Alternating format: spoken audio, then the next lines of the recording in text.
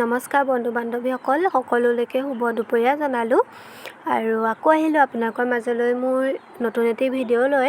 আশা কৰোঁ মোৰ এই ভিডিঅ'টিত সকলোৱে মৰম দিব আৰু ভিডিঅ'টি স্কিপ নকৰাকৈ আপোনালোকে শেষলৈকে চাই থাকিব।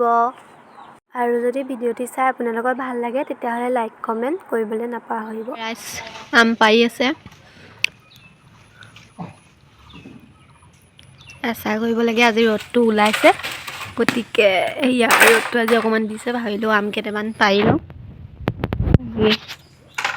চাহ বনাই লওঁ বুলি ভাবিলোঁ। এয়া ইমান ডাঙৰ ডাঙৰ আম, ৰ'দটো দিওঁতে আচাৰকেইটা কৰি নল'লে নোৱাৰি আৰু। যিহে বতৰ কৰিছে নহয়, বৰষুণ নেৰাই হ'ল আৰু আজি অকণমান ৰ'দ দিয়া দেখি ভাবিলোঁ এই আম কেইটামান পাৰি আচাৰ অকণমানৰ কাৰণে ৰ'দতে শুকুৱাই লওঁ বুলি। গতিকে আমকেইটা পাৰি ল'লোঁ। আমখিনি পানীত ধুই লৈছোঁ ধুনীয়াকৈ,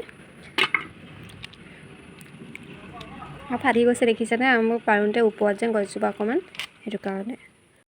আমটো হেত কাটি লৈছোঁ, বাকলি গুটি দিলে সেই আচাৰখন ধুনীয়া হয় খাবলৈ যেনিবা, সেইটো কাৰণে বাকলি চাকলিও বনাইছোঁ। বহুত বিধত বনাব পাৰি আমৰ আচাৰ। আম কাটি থকা টেঙা যিহেতু ৰখিব নোৱাৰি ন, এয়া পিহি ল'লোঁ খাবলৈ, দেখিছেনে? মানুহজনে পিহিলে খাই লওঁ, তাৰপিছত আকৌ নিজৰ কামত লাগি থাকিম। কেনেকৈ আচাৰ বনাই কমেণ্ট কৰি জনাবচোন।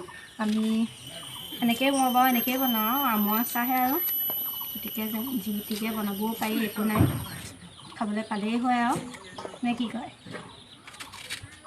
ৰ'দটো দিয়া দেখি আৰু আজি আমতে লাগিব আৰু। কাটি হৈ গ'ল, দেখিছেনে?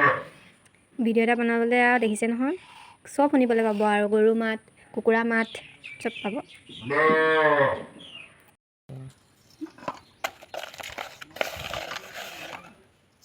নিমখ আৰু দিব লগা হ'লে পিছত দি দিম, হালধিও দি লৈছোঁ।